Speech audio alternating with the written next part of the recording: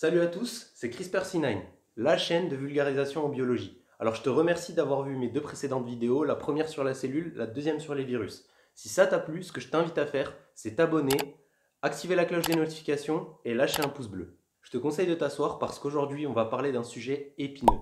Un sujet qui crée la controverse depuis quelques années, notamment en France, la vaccination, qui est en soi la protection via l'inoculation d'un vaccin contre les maladies infectieuses. Tout a commencé au XVIIIe siècle. On a noté l'apparition d'une maladie ultra contagieuse, la variole. Elle a fait plusieurs dizaines de milliers de morts, notamment chez les enfants. Alors les symptômes de la variole, c'est assez hardcore. Au début, ça commençait par des symptômes grippaux, pour se poursuivre avec une grosse fièvre, de l'apparition de pustules, de gale, pour enfin finir sur la mort. Lors de cette épidémie, Edward Jenner, un médecin de campagne britannique, s'est rendu compte que des fermiers et leurs femmes qui étaient exposés à la vaccine, une forme de variole ne touchant que les vaches, mouraient rarement de la variole humaine. C'est ainsi que naquit l'idée d'inoculer le virus de la vaccine aux patients avant leur exposition à la variole. Et figure-toi que c'est exactement ce qu'il a fait. Le 14 mai 1796, il a inoculé du pus de vache infecté par la vaccine à un enfant, avant de quelques semaines plus tard, lui inoculer volontairement la variole. Cet enfant n'est pas mort de la variole, c'était la première vaccination au monde. Alors en termes d'éthique, je te l'accorde, ça n'avait aucun sens.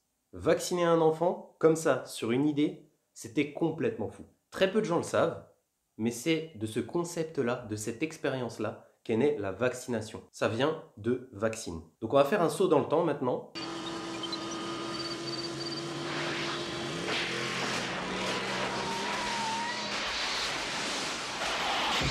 On va avancer d'un siècle, passant du XVIIIe siècle au XIXe siècle. Pour parler d'un scientifique un peu plus connu, quoiqu'il n'était même pas médecin, on va parler maintenant de Pasteur, l'inventeur de la pasteurisation.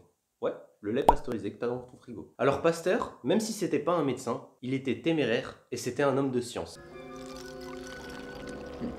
C'était un homme de science dans sa démarche, dans la mesure où il n'a pas fait comme Jenner, il n'a pas pris un enfant pour le vacciner directement. Non, Pasteur, ça lui a pris des années d'expérimentation sur les animaux pour créer les premiers vaccins. Effectivement, pendant plusieurs années, il a d'abord fait des tests d'atténuation de souches bactériennes sur les animaux. C'était un gros problème à l'époque dans l'agroalimentaire, chez les fermiers, notamment pour le choléra des poules et le charbon chez les moutons.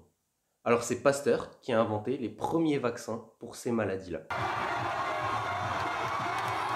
Ce qui est fou, c'est que la première découverte de Pasteur a été accidentelle. Effectivement, Pasteur travaillait tout d'abord sur le choléra des poules. C'est une maladie qui est due à une souche bactérienne. Pasteur, qui cultivait ces bactéries-là, a dû partir en vacances un jour et a laissé une fiole de ces bactéries sur une armoire. En revenant quelques semaines plus tard, il s'est rendu compte de cela et a décidé d'injecter, d'inoculer quand même cette souche bactérienne à des poules et de voir le résultat. Ces poules-là, qui étaient exposées à une version atténuée de la bactérie, ne mouraient plus du choléra. C'est ainsi que Pasteur découvre l'atténuation. Louis Pasteur a aussi inventé le premier vaccin pour l'homme contre l'une des maladies les plus craintes du 19e siècle, connue jusqu'à aujourd'hui, la rage. Effectivement, durant l'été 1985, Louis Pasteur, après avoir fait plusieurs tests de vaccination et d'immunisation chez les lapins et les chiens, a décidé d'immuniser le premier être humain, Joseph Meister. Dans ces vidéos, je ne détaille pas volontairement les historiques. Effectivement, c'est juste pour vous donner une idée de la chronologie de la découverte d'un concept ou d'une thérapie. Je ferai plusieurs vidéos pour détailler l'historique de la science. Quoi qu'il en soit, après cette introduction historique, on peut noter que Jenner invente la vaccination, Louis Pasteur invente les vaccins. Je vais rapidement prendre 1 à 2 minutes pour t'expliquer ce qui se passe dans ton corps quand tu es vacciné. Tu as deux types de système immunitaire. Le système immunitaire inné et le système immunitaire adaptatif. Le système immunitaire inné, ça va être la ligne de front. C'est un système immunitaire qui va se mettre en place très rapidement, mais qui ne va pas être spécifique de l'agent pathogène qui va déclencher la maladie. Le système immunitaire adaptatif, quant à lui, est très efficace. En revanche, il prend plusieurs jours, voire semaines, pour se mettre en place à 100%.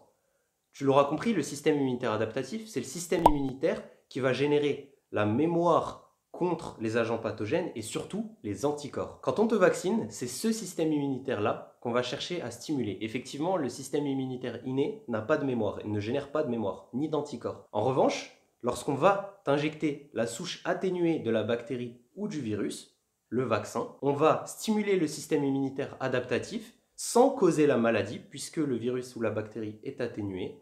On va avoir alors la production d'anticorps et de globules blancs mémoire qui vont être capables de réagir très rapidement s'il y a une seconde infection, une vraie infection. C'est exactement ce qui se passe lors de la vaccination. Les vaccins sont une arme essentielle dans notre arsenal thérapeutique, notamment contre les maladies infectieuses qui se développent très rapidement, pour lesquelles il n'y a pas de traitement et surtout qui laissent des séquelles. C'est le meilleur moyen de protection contre ces maladies.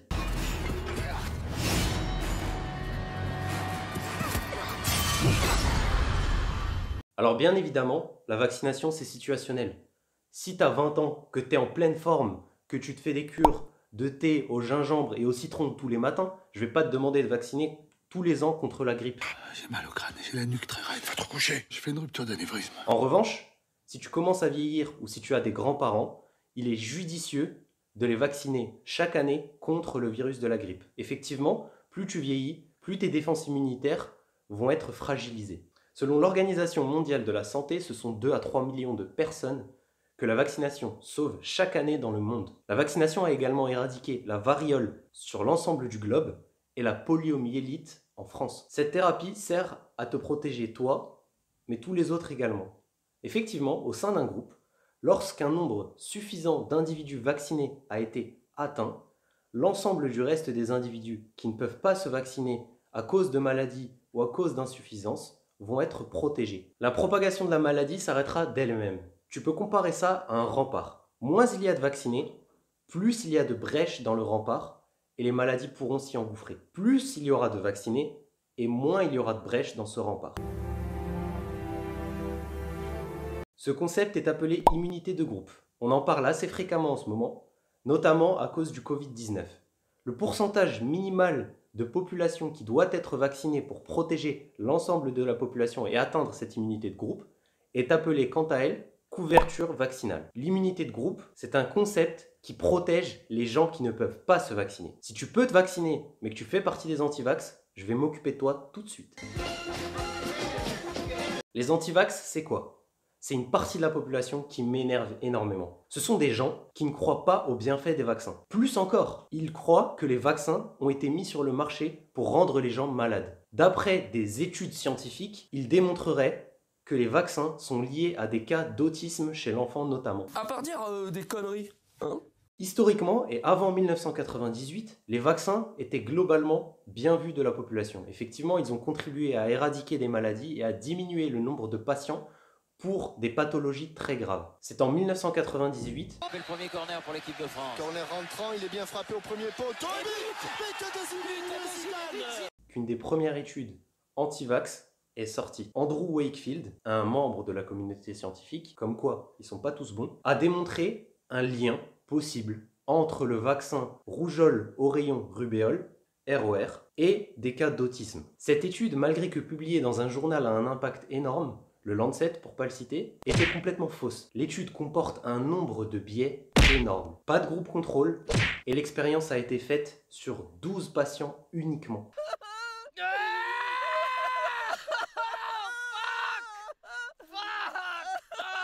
Pas de contrôle, ça veut dire quoi? C'est très important. Ça veut dire que sur les 12 patients inclus dans la cohorte, inclus dans l'étude scientifique, les 12 ont reçu le vaccin. Le gars avait juste pas de contrôle négatif pour comparer ses résultats. Ça veut dire qu'il a pris aucun enfant à qui il n'a pas injecté le traitement. Il se peut très bien que les 12 enfants-là avaient des prédispositions génétiques à l'autisme. Et effectivement, lorsqu'il a injecté le vaccin, il s'est rendu compte quelques semaines plus tard, quelques années après, qu'une partie significative de ses enfants était devenue autiste. Mais sans contrôle, on ne peut pas affirmer avec certitude que c'est le vaccin qui est responsable de ça. Après la publication de cette étude bidon,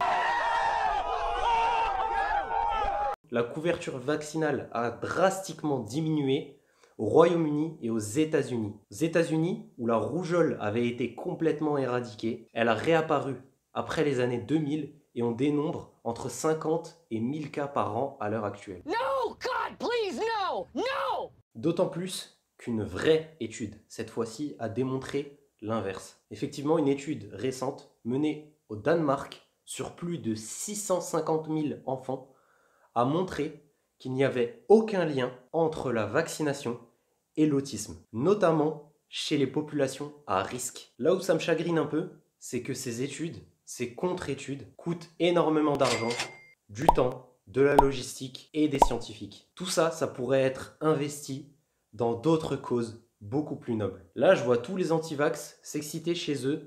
How dare you! Mais il n'a pas parlé d'adjuvant. Effectivement, j'ai pas parlé d'adjuvant pour une seule et unique raison.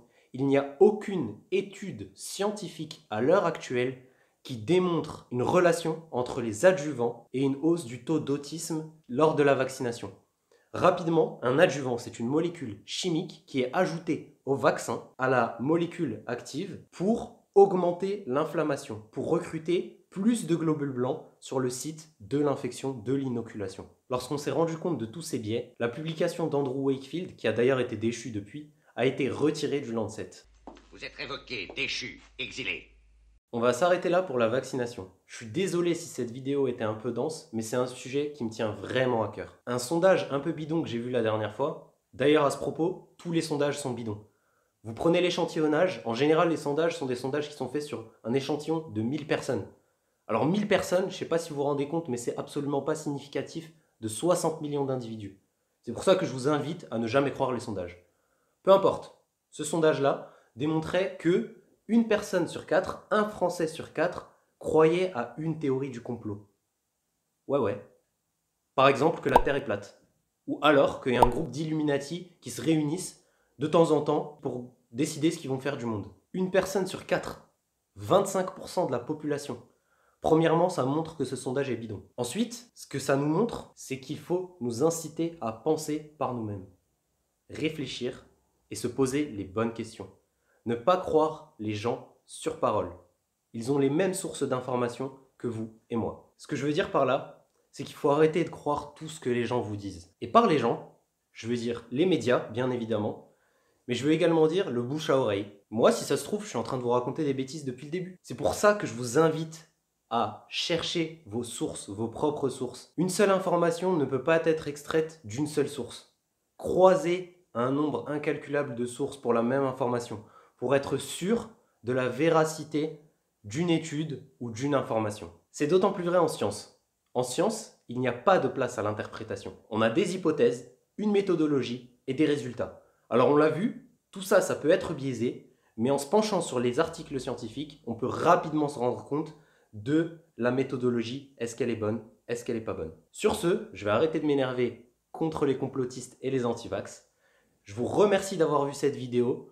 J'espère que ça vous a plu, j'espère que vous allez partager. Je vais vous inciter à vous abonner, activer la cloche des notifications et lâcher un petit pouce bleu. Merci et à la prochaine.